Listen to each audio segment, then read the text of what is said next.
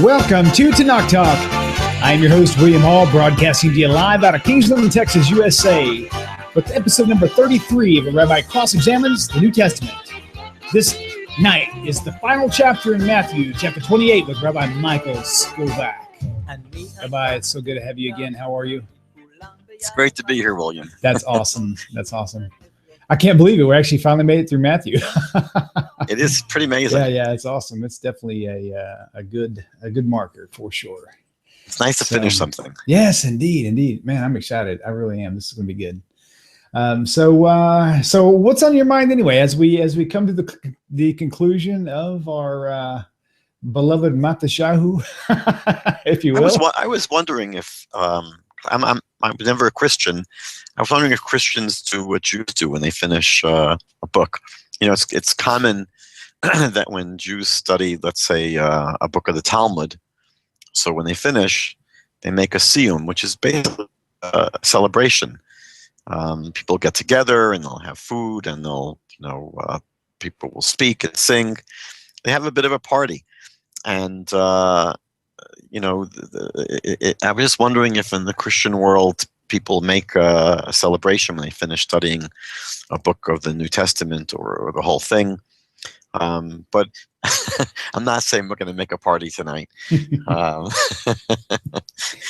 it's we've been working on this for probably like at least 7 or 8 months. Yeah, well, we've got this is episode number 33. So 33 weeks worth. Okay, so we'll be bringing it home tonight. Yes, we will. Time for the Grand Slam, and then we'll decide where we're going to go from here. And I think we still have to work out what we'll be doing after Matthew. But I think because the resurrection story is number one, it's so central to Christianity and so central to the New Testament. So I'm going to try and squeeze in tonight a bit more than just Matthew. We're going to try and take in the whole package on this issue of the resurrection. And first of all, I think it's just important to set the stage because we've been looking so far at the life of Jesus, and what we've seen is that, at least according to the approach we've been taking, is that Jesus did see himself, and his followers saw him as the Messiah, pretty much in the sense that Jewish people understood the concept of the Messiah. When you go through the Hebrew scriptures, so we see that the Messiah is, first of all, not someone that's disconnected from the people of Israel. When you go through the whole picture of what the Messiah is in Judaism, the Messiah is the king of a people. He's the king of the nation. And we know there's no king without a nation. So, it's important to remember that, in the biblical concept, the Jewish biblical concept, the Messiah is, not some, extraterrestrial being that comes down from outer space that has no connection to a people or a nation. The biblical Messiah, has a role that is in conjunction with the people he's going to be leading. So just to summarize very quickly, what you see when you go through the Tanakh, the Hebrew scriptures, is that we're told, that the entire program of the Messiah is one that works through the nation of Israel as God's instrument to really bring the world to its perfection. And so the way the Bible describes it is that one day the Jewish nation as a people are going to embrace their mission. That's been the story of our history, is that as a nation, we never fully got our act together. We've had what we always call a remnant of Jews, a number of Jews who've been loyal to God and to the Torah. But what the scriptures predict is that one day the whole nation will return to God and will re-embrace the Torah. And we see that in the 30th chapter of Deuteronomy. We see it in chapter 59 of Isaiah, where we're told that at some point in the future, the people of Israel are going to turn away from sin and turn back to God. And that really ignites the entire chain of what will take place afterwards, meaning what the Bible tells us is that once the Jewish people turn towards God, God will then return us to our homeland. And so what the scriptures speak about repeatedly in dozens of passages is that the Jewish nation will return to live in their ancestral homeland, to the land of Israel. The exile will end. We'll come back to the land of Israel. The scriptures tell us that we're going to live there in peace and that we're going to come to see our temple rebuilt. And we're told that the culmination of this will be that the nations of the world are going to really come to the nation of Israel as spiritual teachers. Isaiah chapter 60 says that the nations will come to walk by our light. And Zechariah says that 10 people from every nation will grab hold of a Jew, say, we want to follow you, we've heard God is with you. And so that mission that God gave us originally, as God told Abraham, through your people, the whole world is going to be blessed. And God told us at Mount Sinai that we're to be a kingdom of priests and a holy nation. And through Isaiah, we're told we're supposed to be a light to the nations. And so the Bible says it's going to happen. There's going to be a time when the Jewish people will be unified and loyal to serve God and then become God's representatives to the world. And the world is going to embrace the Jewish people. We're told that the world will now begin to walk in our light. And what will happen is the knowledge of God will spread to the entire world. That's basically one of the main teachings of the Bible about the Messianic age, is that every human being will come to have a knowledge of God. The Bible, we call that, the rabbinic literature is called the kingdom of God, Malchut Shamayim. We see, for example, in Zechariah chapter 14, we're told in that day, God will be one and his name will be one.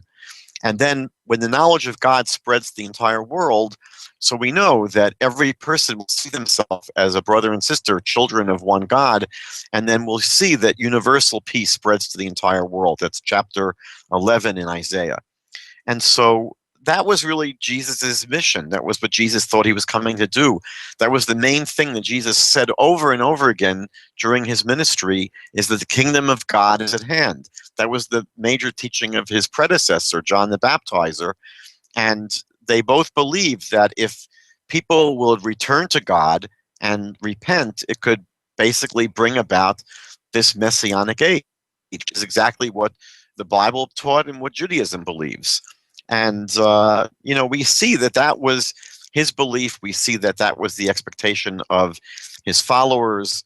We'll see later on that there's a scene where two of his followers are walking very sadly after the crucifixion because they weren't expecting that. They were expecting triumph, and they ended up, encountering humiliation and defeat. So two of his followers are walking after the crucifixion in Jerusalem, and they meet someone. In the story in Luke, they're meeting Jesus. They don't know it's him. They don't recognize him, but they say to him, we were hoping that Jesus was going to redeem Israel. They express what their hope and expectation was. Their expectation was that that's exactly what they signed on for. Their understanding was that if Jesus was the Messiah, he was going to redeem Israel, and that would basically lead to the redemption of the whole world. So that didn't work out. And we know that as a result of that, many of his followers fled. They probably were afraid that they'd be next. And many of them probably went back home to the Galilee, and just tried to get their lives back together. But we know that many of the followers stayed in Jerusalem, and they were in shock. They were basically shell-shocked. They were very confused. And we know that psychologically, the mechanism that set in was called cognitive dissonance. This is an important psychological dynamic to understand. Leon Festinger was a famous psychologist who wrote a book that's really important to read called When Prophecy Fails.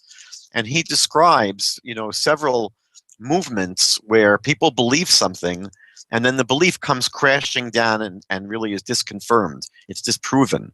And the cognitive dissonance theory says that when people have their belief basically destroyed in their face, they will very frequently not walk away from their belief. They'll try to somehow salvage it by tweaking or or coming up with a fudge fact or coming up with some rationalization.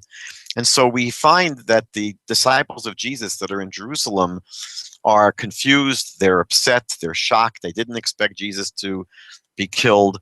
And that state of cognitive dissonance apparently led some of them, at least some of them, to believe that Jesus appeared to them, that they had seen Jesus, that Jesus appeared to them. And this idea was able to help them maintain their belief that Jesus really was the Messiah. This sort of was giving them a sign that, there is still hope, that Jesus has come back from the dead, and things are not all lost. And this idea of the resurrection of Jesus became really a central feature in the way early Christianity really gave a makeover to the biblical idea of the Messiah. They began to sort of redefine the concept of the Messiah, and the resurrection played an important part. And this is a very important thing to understand, that what shifted in this new definition, this new idea of the Messiah, was that the original concept of the Messiah was really a horizontal one, where the Messiah works with the Jewish people as the leader, the king of the Jewish people. They work through history to bring about a utopian world. And that didn't happen. So in this new vision of the Messiah, it's not any longer a horizontal vision, but it's now a vertical vision that's not connected to the fate of a people, a nation, but it's really focused more on the fate of the individual believer in the Messiah. And so what happens is the concept of Messiah switches from this horizontal concept that works through history with a nation to change the world. And now what happens is it's a vertical concept that works in the lives of those people who will believe in the Messiah. Again, there was nothing in the Jewish scriptures that had really painted a picture like this. And there were two major features to this new concept of the messianic idea. One is that believing in the Messiah will lead to the forgiveness of one's sins. And the second is that by Jesus allegedly being resurrected and conquering death, so now the believer in Jesus has a promise of eternal life for themselves. This idea of the resurrection became very clearly the central event in Christian history, meaning that of all the things that happen in Christian history, it's not so much the birth of Jesus or any of the miracles of Jesus. Really, the central event in the Christian story really became the resurrection of Jesus. And we'll see when we study the book of Corinthians that Paul says in 1 Corinthians chapter 15, verse 17, that if Jesus had not been resurrected, he tells the Corinthians, then your faith is in vain. Because as Christian theologians paint it, without the resurrection, there's no atonement, there's no forgiveness, there's no eternal life, there's really nothing. And so all of Christianity, which is this breakaway from Jewish ideas, really hangs, it sort of suspends from the resurrection. So what we'd like to try to do tonight is, discuss this idea, and especially how it ties into the New Testament, and to see really how it developed and how we can understand it. One of the things that we have to understand is that when we ask the question, what is the evidence, the historical evidence that there was a resurrection of Jesus? So it's important to just bear in mind that the only evidence, if you want to call it that, the only evidence that we have would be the Christian Bible, the testimony of the evangelists and Paul. the gospel writers and Paul. And so what we're going to have to try and think about is, and this is really good for us in terms of summing up the book of Matthew, how credible are these reports? We have to try to understand, what are these reports of the resurrection and how credible are they? So let's just again sort of summarize what we know about the four Gospels, and includes what we're just finishing now, the Gospel of Matthew. When you open up a Christian Bible, it begins with these four biographies: Matthew, Mark, Luke, and John. Matthew and John were actually part of Jesus's inner circle. And Luke and Mark really were not part of Jesus' inner circle, but they became associated with it pretty early on.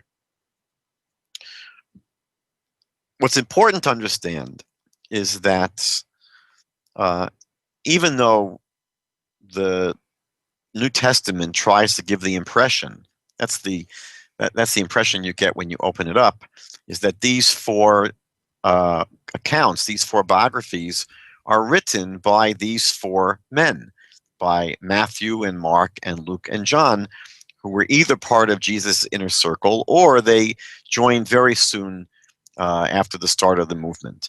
But that's not true. When you look at the manuscripts of the Greek Testament, the Greek manuscripts, they don't mention any authors. It doesn't say in the Greek manuscripts, this is the gospel that was written by Matthew. Right. It never mentions the names. The documents are written anonymously.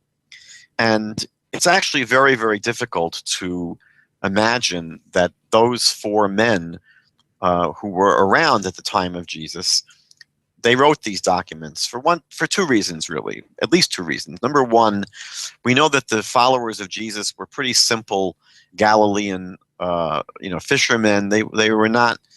Some of them were told were illiterate, and they were Aramaic-speaking Jews.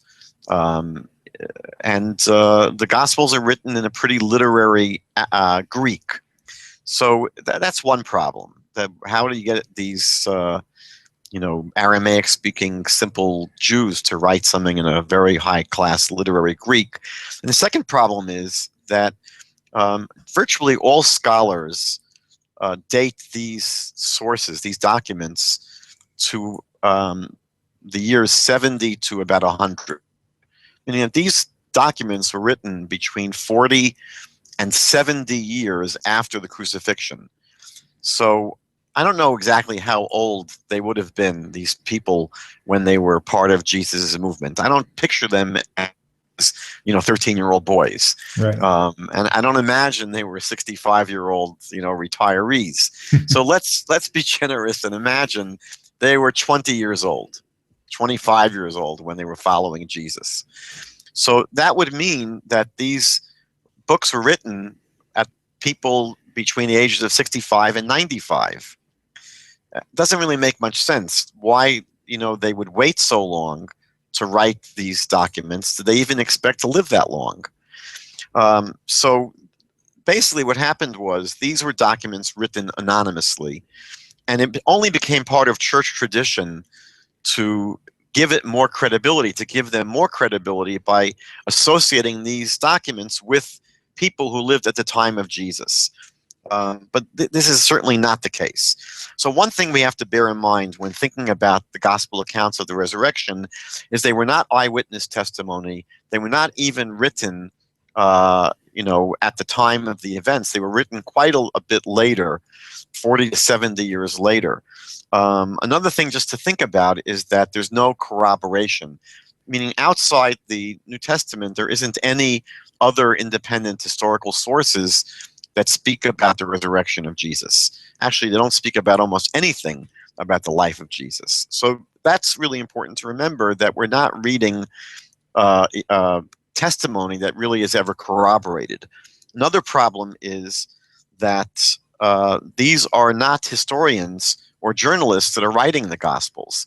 These are people that were fervent believers in Jesus, and as the writer of John says, in chapter 20, verse 31, he says, I'm writing this gospel in order to convince people to believe in Jesus. So he's really saying that he has an agenda, meaning that he's there as a salesperson. He's an evangelist. He's writing really something that's more sales material or propaganda than what might be considered objective historical record keeping. And the other gospel writers had the exact same agenda. Now, even if we look at the Gospels themselves, one of the things that is troubling in terms of the credibility of the story is that we see that as the stories are reported of the resurrection, you see that even the followers of Jesus are pretty skeptical, which is not encouraging if you want to really embrace this idea that Jesus literally came back from the dead. For example, we see in the Gospel of John that when the women come to the tomb and they see that it's empty, this is Mary, I believe, Mary Magdalene. So she doesn't assume that Jesus rose from the dead. Right here, she comes to the tomb, it's empty. And what John says is that her assumption, and this is what she tells the disciples, she assumed that someone moved the body. So here you have someone that was a follower of Jesus, and you would think would be hoping that Jesus would have been resurrected, but when she sees the tomb that's empty, doesn't jump to the conclusion that Jesus was resurrected. Then we see that when in the four Gospels, all of them, when the women come back from the empty tomb and they report, that someone told them that Jesus was risen and that the tomb is empty. So we see in Mark chapter 16, verses 11 to 13, and in Luke chapter 24, verse 11, and in John chapter 20, verse 25, that the disciples didn't believe these reports. They just thought the women were talking nonsense. And then we see in a number of stories that when Jesus supposedly appears to his disciples, they don't recognize him. So in Luke chapter 24, verse 16, Jesus appears to two of his disciples. That's a story I mentioned earlier, and they don't recognize him. They don't know that it's Jesus that has appeared to them. A little bit later in that chapter of Luke, verses 36 to 37, Jesus appears to his 11 disciples, the ones that are left over after Judas Iscariot committed suicide, and they're startled, and they assume that they're just seeing some kind of a spirit. And then in John chapter 20, verse 14, Mary Magdalene sees Jesus but doesn't recognize him. She thinks it's the gardener. And then later on in chapter 21, verse 4 of John, Jesus appears to 7 of his disciples on the beach, and they don't recognize him. And then we'll see here in Matthew, in this chapter we're looking at tonight, that when Jesus appears to his disciples on top of the mountain in the Galilee, so it says that they worshipped him, but many of them doubted. Or some texts say some of them doubted, but it shows a lack of clarity in all of these stories, where even the direct followers of Jesus seem to be a little bit skeptical. Now, the truth is that there was a chance for the resurrection story to have secured an anchor of credibility, meaning that there was one thing that could have really made the story more credible. And we remember back in Matthew chapter 12 that the Jewish leaders asked Jesus for a sign. And he gets a bit snarky with them and says, well, this evil and adulterous generation asks for a sign, but he says the only sign that they're going to get is the sign of Jonah. And he says that just as Jonah was in the belly of the fish for 3 days and 3 nights and then emerged, so too, he says, so shall the Son of Man be in the belly of the earth for 3 days and 3 nights, and then he will emerge. So here he's basically saying to the Jewish leaders, you want a sign that I am who I say that I am? He said, I'll appear after I die. I'm going to be buried for 3 days and I'm going to come out. But Jesus never appears to these Jewish leaders. Mm-hmm. He never comes to the Sanhedrin. he only appears to those people who were his followers. And so, what you see here is something similar to the Book of Mormon. We know that in Mormonism, Joseph Smith claimed that the angel Moroni showed him these golden plates from which Joseph Smith was able to translate the Book of Mormon. And if you get any Book of Mormon that was printed since 1830, it has in the very beginning of the book the testimony of, I believe, the 3 and then the testimony of the 8. So I think there are 11 people who testify that they saw these golden plates. Now, who are these 11 people? Just happens to be that they are either relatives or close associates of Joseph Smith. Now, what would have given the story more credibility would have been if Joseph Smith showed up at the Smithsonian Institute or went to some, serious museum or went to the largest newspaper of his day and showed these golden plates to some outsider who could then vouch for the credibility of the story. But it's sort of convenient where the witnesses, that he shows the plates to all happen to be members of his inner circle. And so the same thing, that when you read the gospel accounts, all the appearances that Jesus makes are basically to his followers. And he had promised that he would really show himself to the Jewish leaders, which he never did. It reminds me of a story of a friend of mine who was a Jewish fellow that got caught up in a Messianic synagogue for a number of years. And while he was there was a woman that really had a crush on him. And she came to him one night and says, "Larry, the Lord spoke to me and revealed to me that we're to be married." And my friend got very upset. He was not interested in this person as a potential marriage partner. So he went to the pastor, and the pastor said, "Look, Larry, when the Lord speaks to you and tells you that you're supposed to marry the girl, then we'll worry about it. But if he's only appearing to her, I wouldn't take it too seriously." Right. So, that's one place I believe that the New Testament could have established some credibility for the resurrection story. One of the great challenges, of course, to the credibility of the resurrection story is the incredible inconsistencies that we'll find when you go through the different accounts. There is so many. A friend of mine, Michael Alter, just wrote a 850-page book, Critical Inquiry on the Resurrection. It's the first of 2 volumes, actually. There's going to be a second volume coming out in the near future. But the first volume, 850 pages, goes through many, many, many inconsistencies. I'll just share a few, just to clarify what we're talking about here.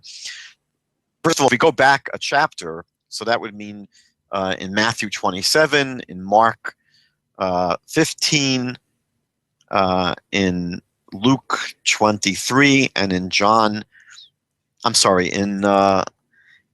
Mark 14, and in Matthew 27, and in Luke 23, and in John 19, you have the crucifixion stories.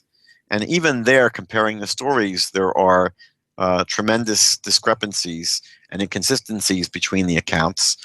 But in the resurrection accounts, you find the same thing. So, for example, who first came to the tomb of Jesus on Sunday morning? So the Gospel of Mark reports that it was 3 women. It was Mary Magdalene, it was Mary, the mother of Jesus, and a woman named Salome. 3 different women. In Matthew, in this chapter we're studying tonight, chapter 28 of Matthew, it just says there was 2 women, Mary Magdalene and another woman named Mary. Luke chapter 24 says it was Mary Magdalene, Mary, the mother of James, Joanna, and a bunch of other women. And then in John chapter 20, it just says that Mary Magdalene alone came to the tomb. So you have 4 different stories about what happened on Sunday morning. When these women come to the tomb, so do they find the tomb closed? Was it blocked by a stone? Or had the stone already been removed? So in Mark and in Luke and in John, you see that the stone has already been moved away when the women show up. But in Matthew, the stone is still there. And Matthew tells us that there's a big earthquake, and an angel comes, and the stone is rolled away. Then, who do the women first see when they come to the tomb? So in Mark, all they see is a young man who's sitting inside the tomb.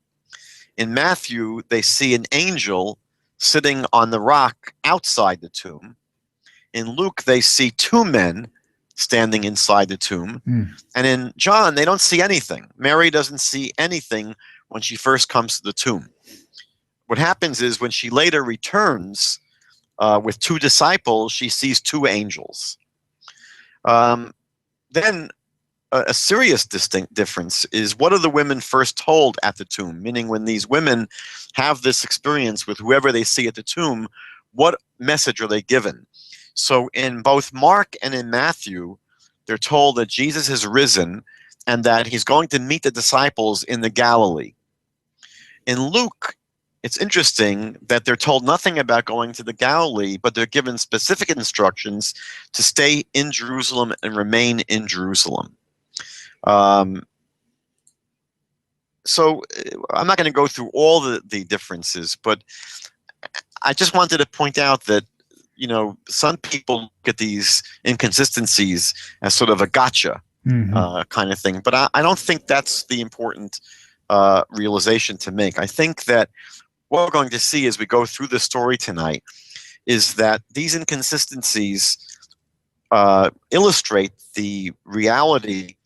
These stories were very fluid. Don't forget, when the gospel writers wrote them between 40 and 70 years after the events, again, they were not eyewitnesses. And they were basically composing their version, their narrative of stories that had been oral reports that were floating around for a long time. And these reports did not stay static. They changed, they developed, they grew. We're going to see how this happened tonight. And I believe that's why, because these stories were so fluid and they were developing over the course of time, that in the gospel accounts, we do find that they are inconsistent. One of the things that Christian apologists will often say is that, well, you shouldn't be surprised by the fact that these stories are inconsistent, because they say it's similar to a car accident. If you have a car accident where 4 people see a crash and they're testifying about what happened, they won't all tell exactly the same story. There'll be variations between how they report the accident. The problem with this analogy is twofold. Number one, we already know that none of the gospel writers were eyewitnesses. So the idea of eyewitness testimony being slightly different is true for eyewitnesses, but it doesn't apply to people who are not eyewitnesses. And secondly, the differences between eyewitnesses will account for things like, was the car dark gray or light gray? That kind of difference people might report differently.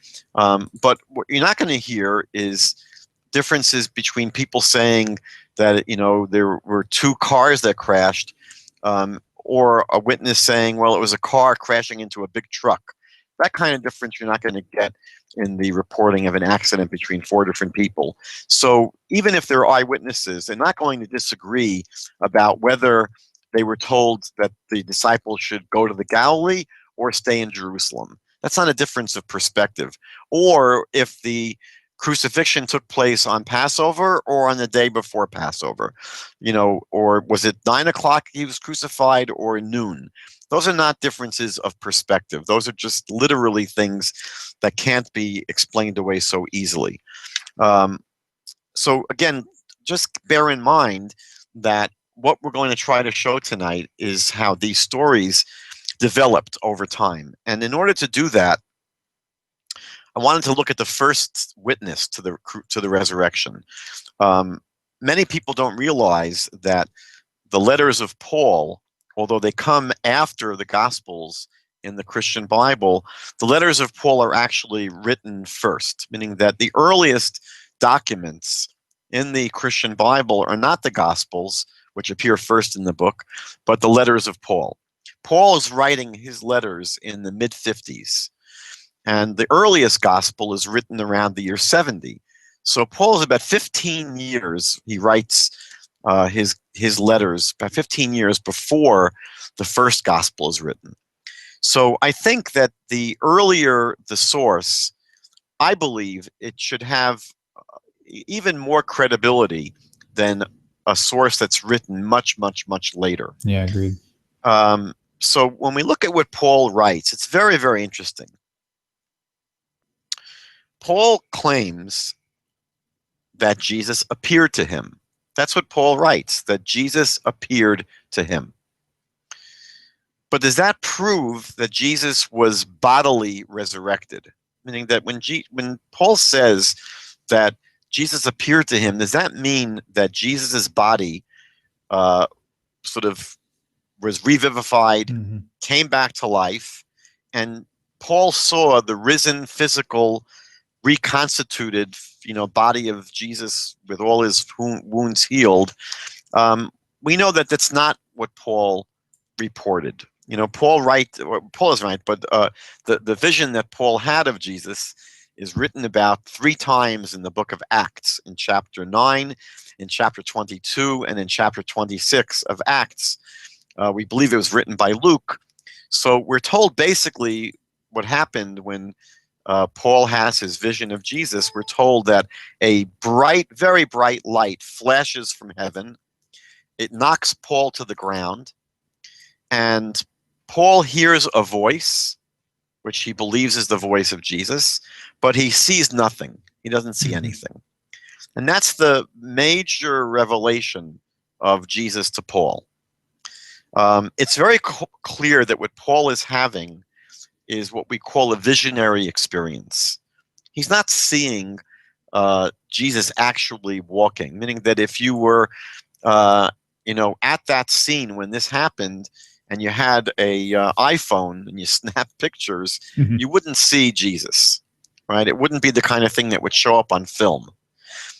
He has a personal, spiritual, visionary experience. And this is very consistent with Paul's teaching on the manner of resurrection, meaning that Paul discusses what does it mean to be resurrected? How does resurrection work?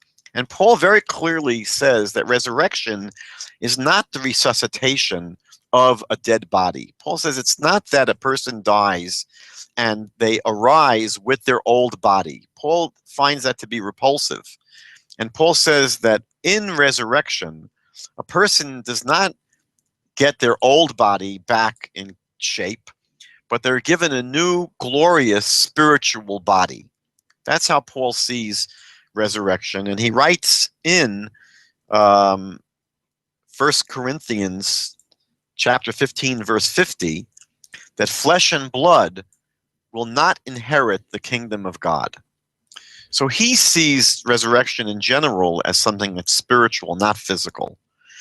And so what we see is that Paul has a visionary experience of Jesus, and that's very similar to many other such visionary experiences. If you go back to Matthew chapter 17, which we did a number of weeks ago, you had there the transfiguration story, where Jesus takes to the top of a high mountain Peter and James and John. And we're told that at the top of the mountain, they see Moses and Elijah. Now, are we to imagine that Moses was resurrected from the dead at that point, and his body came back to life, and he appeared to them, and they could have shook his hand? And if there was a camera, it would have showed up on film? And if that's what happened to Moses afterward? Did he hang around? Did he go back to, it's very clear that what happens on the top of that mountain is that Peter and James and John are having a visionary experience. Or in Acts chapter 7, when Stephen is being martyred, he's being killed. So we're told in verses 55 to 56 that Peter basically intently stared into the heaven, and he saw the glory of God and Jesus standing at the right hand of God. That's what Stephen is seeing. He's seeing God and Jesus standing at the right hand of God. Now, are we to assume that he saw a physical body of Jesus, flesh and blood, flesh and bones, standing there at the right hand of God? Or is Stephen having a visionary experience? I, I have to tell you that I over the years, I think I've met probably at least 20 people, who've told me to my face that Jesus appeared to them, that they saw Jesus and Jesus spoke to them.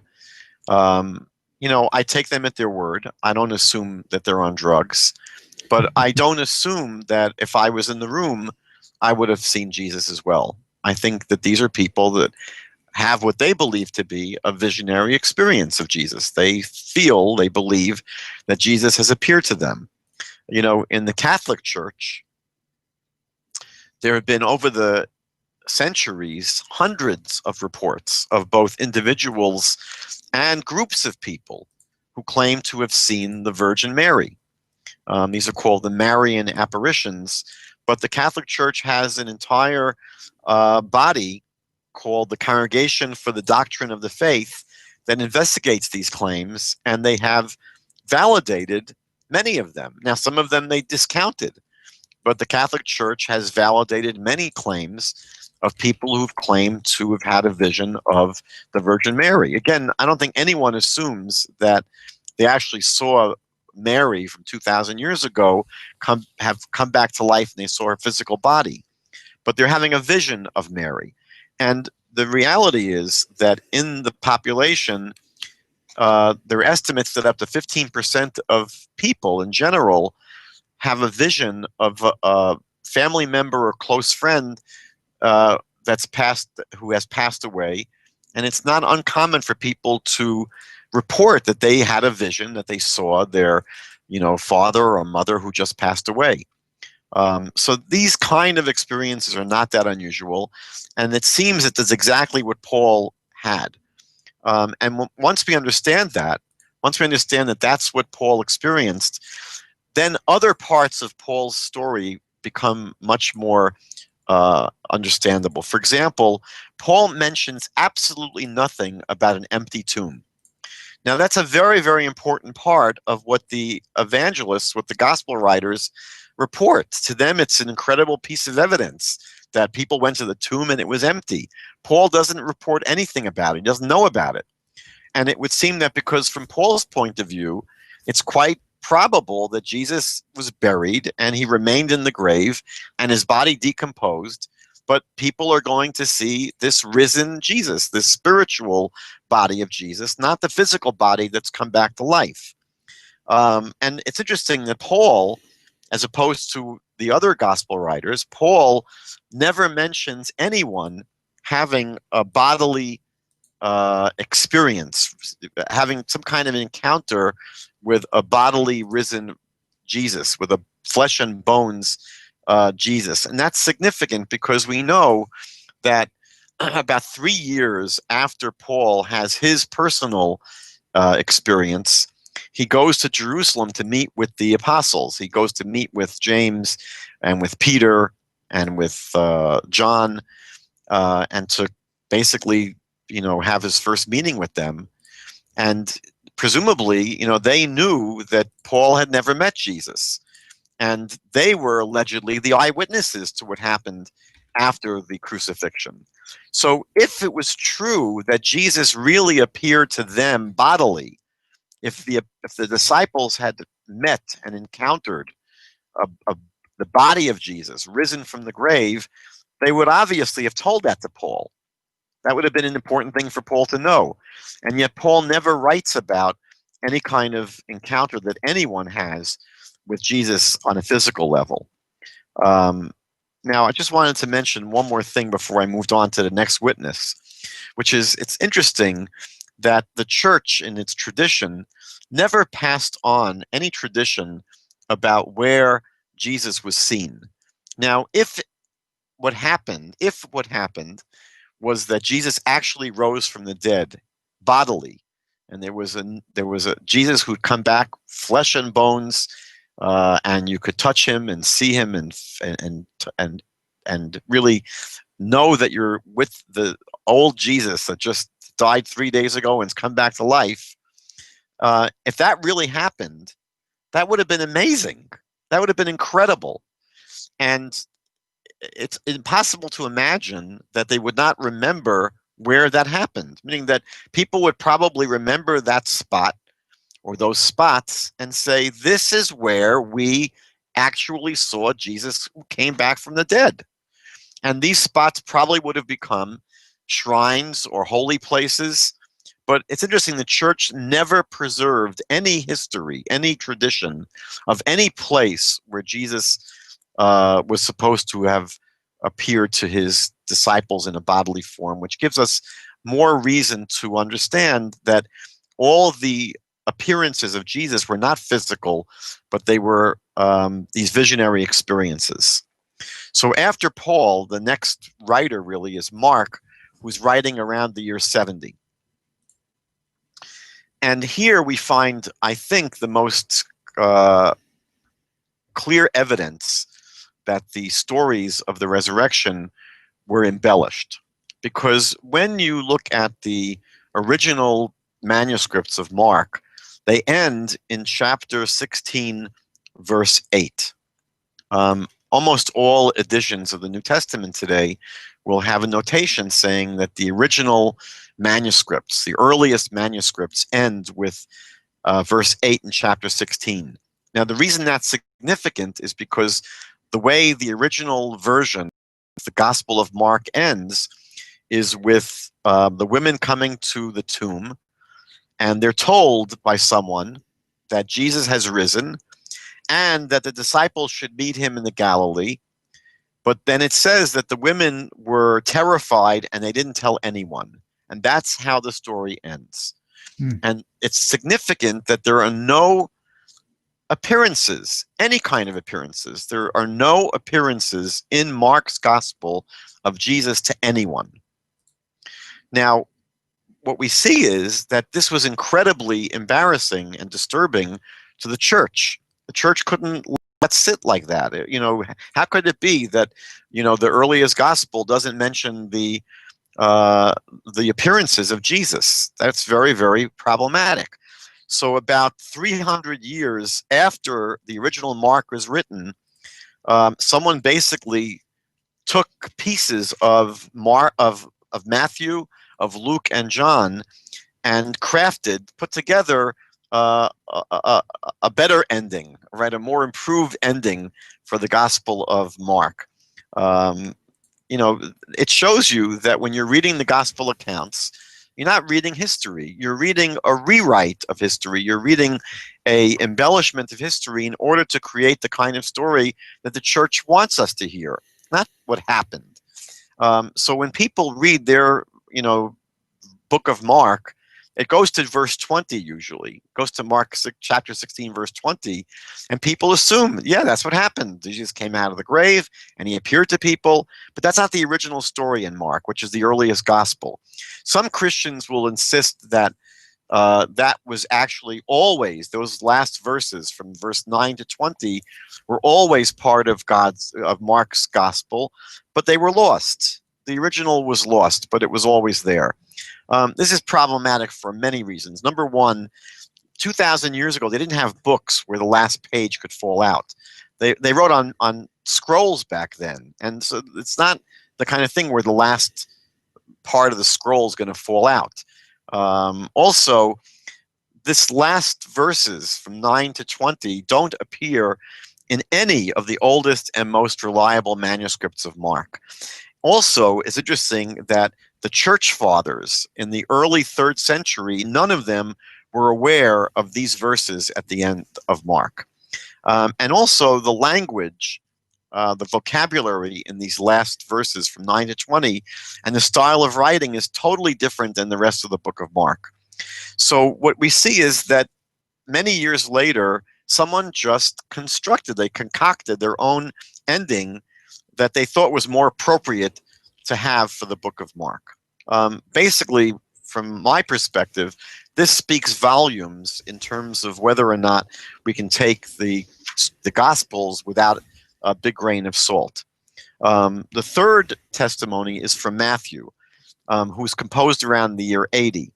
And Matthew also, embellishes the story with a lot of supernatural stuff going on. He has the angel coming down and the earthquake, which no one else reports.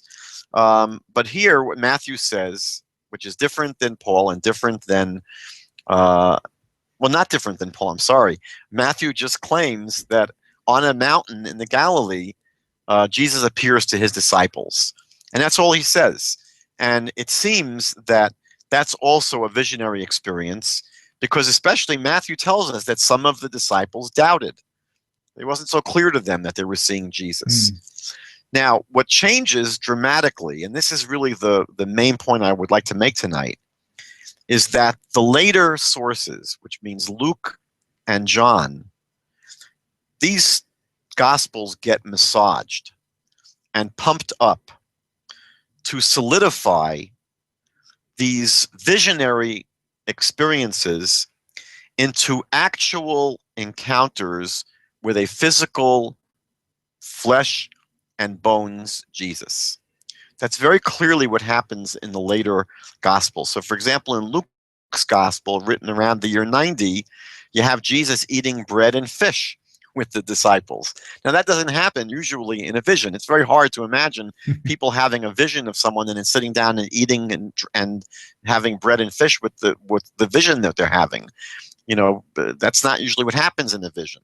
Although, if you read a lot of the reports of people that claim to have been abducted by aliens, I don't want to compare these topics, but it's interesting that you have literally hundreds of reports today by people who claim that they were kidnapped by aliens and then surgery was done on them. So people, it's possible people do have visionary experiences where they physically interact with the vision that they're having, but it's usually not with a group of people. It's usually with an individual.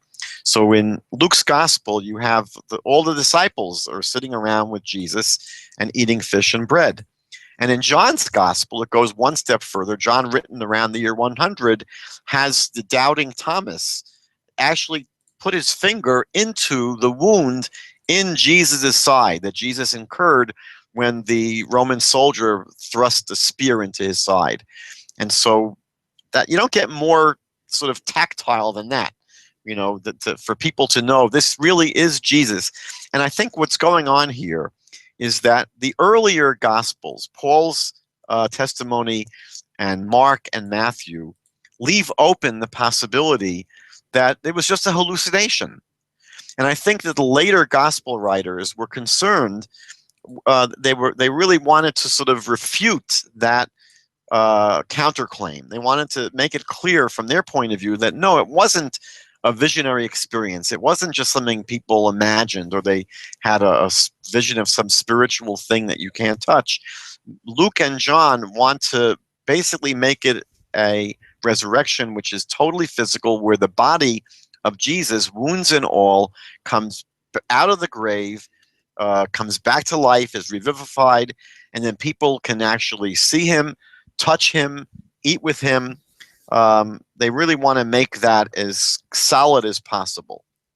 And so I think that what we see when we go through the New Testament accounts of the resurrection, it basically develops over the course of about 50 years in a way which has become, in the understanding, I think, of most Christians, what they assume happened. Now, it's interesting that a number of years ago, the Barna group, which is an evangelical polling organization, they polled evangelical Christians and found, I think it was about 30% of evangelicals don't really believe that Jesus rose bodily from the grave. Now, what I'd like to do before we sort of wrap up for tonight is just address a couple of arguments that apologists put forward to support the resurrection story. One is they ask the question that if Jesus really didn't rise from the grave. So why didn't any of his opponents produce his body? That's often raised, right? That if Jewish people really thought that Jesus was not resurrected, so they could have gone to his grave and they could have, said, look, here he is. So there are two things to bear in mind. Number one, that the original belief, as we just saw tonight, was not that Jesus rose from the grave. The original belief that people thought happened was that Jesus was still in the grave, but that they had seen him. There were appearances. People had a vision of Jesus, and so there'd be no need to go dig up the grave. It wouldn't have made a difference. Even according to the later accounts, where they claim that Jesus did bodily rise from the grave. So you have to realize that the disciples did not publicly begin preaching their belief in the resurrection until 50 days after the crucifixion. Now, this is not talking about, December time in Alaska. We're talking here about summertime in Israel, where it was very hot. And after 50 days, any body would have decomposed beyond recognition. So it really wouldn't have helped, even if people could have found the tomb. And what I would suggest is that probably the most plausible scenario is that Joseph of Arimathea, he wanted to very hastily bury the body of Jesus temporarily because the Shabbat was about to begin. And so he doesn't have time to properly prepare Jesus's body for burial. Back then they would have to wash the body, that was customary, and they would have special burial shrouds, and they would anoint the body with oil and with spices so it wouldn't smell as bad as it was decomposing. They didn't have time to do that before Shabbat began. So I think what's plausible is that Joseph of Arimathea just quickly buried Jesus in a temporary place, and his plan was after Shabbat sometime, or even on Shabbat. It's even according to Jewish law, to bury someone, it may be possible to do certain things on Shabbat. So he may have had plans to come back a little bit later and remove the body from the temporary tomb and then properly prepare it for burial and then reinter it somewhere else. So it's possible that Joseph of Arimathea did that.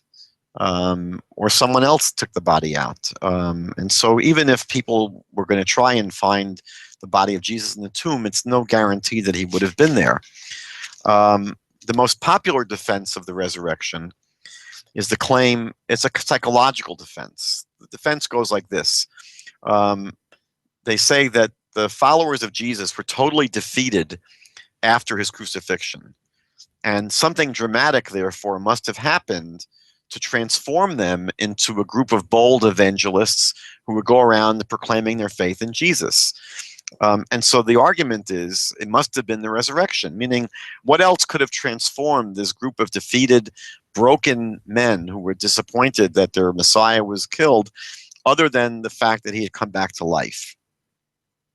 A similar sort of take on this is the argument that people might be willing to die for a belief that's not true, but people would not be willing to die for a belief that they themselves made up and knew wasn't true.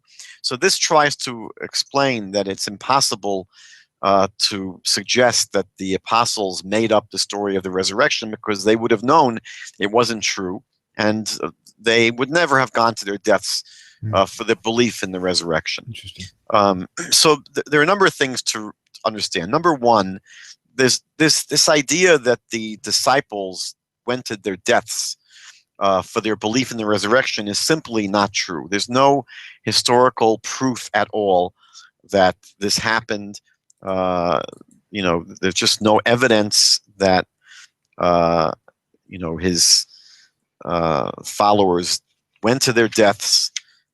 There's a woman who wrote a book in 2013, I believe, Dr. Candida Moss, who's a professor of New Testament and early Christianity at the University of Notre Dame.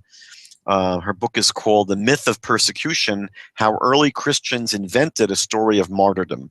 And she goes through basically the historical evidence to show that this really was not the case, that there really weren't followers of Jesus who died specifically for their beliefs. Also, it's important to remember that the belief in the resurrection at first was, it's not that the belief in the resurrection is what created the devotion to Jesus. That's often what's argued, that it must have been the resurrection that created their tremendous devotion to Jesus. It really was the other way around. It was the tremendous devotion these people had to Jesus that created the whole story of the resurrection. We saw that before, that cognitive dissonance will basically say that if people have a strong belief in something, they will do what it takes. They'll come up with some way of maintaining that belief, even in the face of disconfirmation. So given the fact that the disciples were so devoted to Jesus, it's really hard to imagine that a story like the resurrection would not have come up. Also, we should remember that the original belief was not that Jesus rose from the grave bodily, but that they claimed to have had visionary experiences. So they're not necessarily fabricating these experiences. You know, when people believe that they had a vision, they're not lying. They're not, they're not creating a lie. It's something they really believe happened. And so even if people went to their deaths, they're not going to their deaths, in the face of a lie that they created. They're going into their deaths, if they do go to their deaths, to, live according to a vision that they believe happened. Now, when we think about the Christian scriptures, they speak about only two martyrs. One is Stephen in chapter 7 of the book of Acts. And Stephen never really was a follower of Jesus. Stephen was a later convert. So Stephen himself never experienced the resurrection. He only heard about it from others. So he wasn't someone who made up a belief. He's someone that simply accepted the belief of others. And we don't have any evidence that Stephen was crucified for his belief in the resurrection. It seems from Acts that he was crucified for other reasons. And there was never any indication that he was given a chance to recant, meaning that we don't have any indication that Stephen or any of the followers were told, if you will deny your belief in the resurrection, we'll let you live. So there's no proof that anyone went to their death for their belief in the resurrection. The same thing is with the story of the Apostle James, by the way. He was also martyred, we're told, but we don't have any evidence as to why he was murdered. And we're never given any indication that he could have saved himself by denying his belief in the resurrection. So these arguments they sound good, but they're fallacious. So question is this, I'd like to wrap up with this now. If Jesus was resurrected, if it happened, what would it prove? Would it prove anything? So let's think about whether the resurrection of Jesus would prove that he was the Messiah.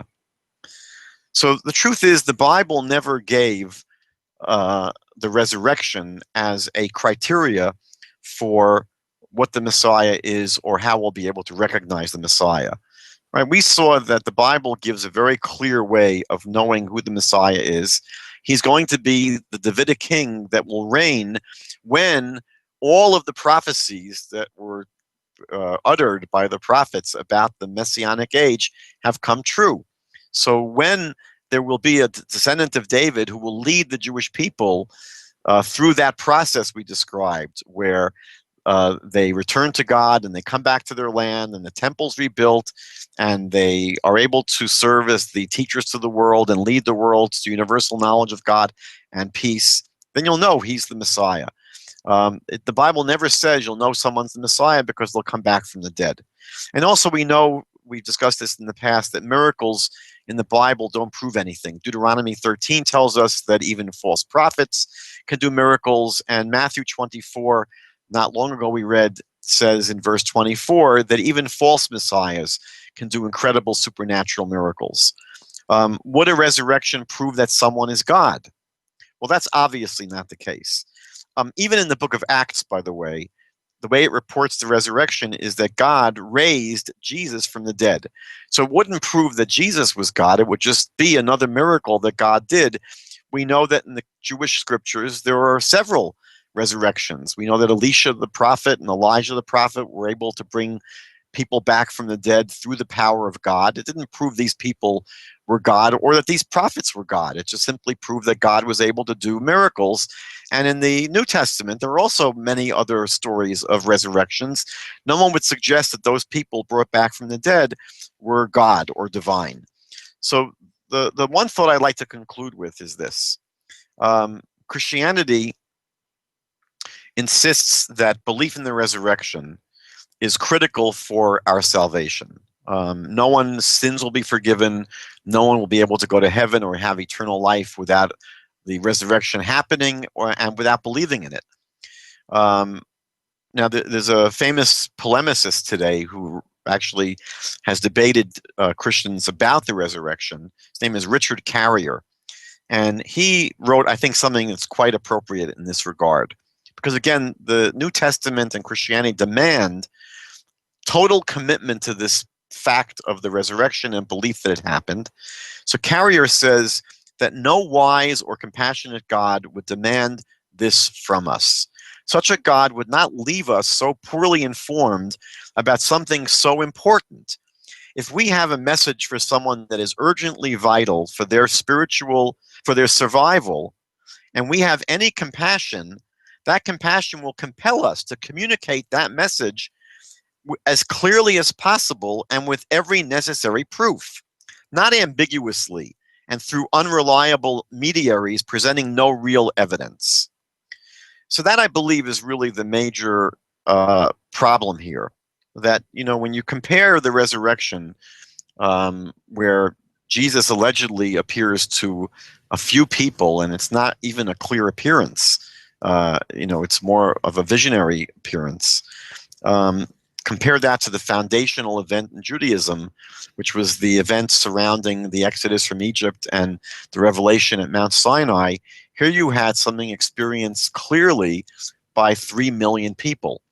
And so I think that the strength of this claim of the resurrection, when we put it into a full context, it really does not stand up to a strong scrutiny. Now, there's a lot more to say on this topic. It's actually a huge topic. And I think, though, that as a brief overview, I think that should suffice. That was awesomely deep and very informative. Okay. Well, you know what? As awesome as this has been, lingering through the book of Matthew, I can't tell you how excited I am to move on. So any idea what our future plans are for the next project, sir? So I think in the next few days, I'm going to decide whether we're going to go through the Gospel of John, because most Christian scholars look at the first 3 Gospels as what they call the synoptic Gospels. That means that they're seen through one view, because they basically, more or less, Matthew and Luke basically contain all of Mark, and they're not great significant changes. I mean, there is some changes, but I'm not sure it's worth our time to go through all of Mark or all of Luke. But John is significantly different than the synoptic Gospels. So either we will pick up with John chapter 1, or if I feel that we've done enough of the life of Jesus, we'll head right over to Acts chapter 1. Nice. And start chipping away at Paul. Well, Acts is still written by Luke. Oh, yeah, that's true. That's true. We can introduce Paul later on. So that's interesting. All right. Well, Rabbi, it's been fun as usual.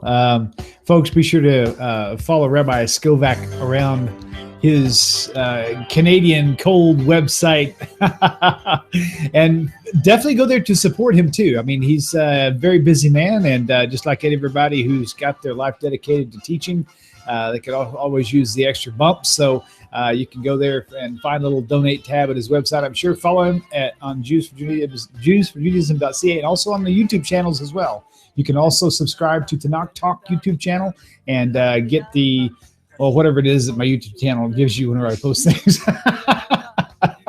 So until next week, Rabbi, it's been a pleasure, and I look forward to seeing you again, and everybody else. Shavua Tov, everyone. Have a great week.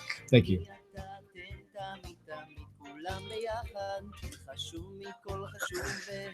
להיות ביחד, איפוק זו העוצמה, ויתור זו הגדולה, השאיפה והכמיהה.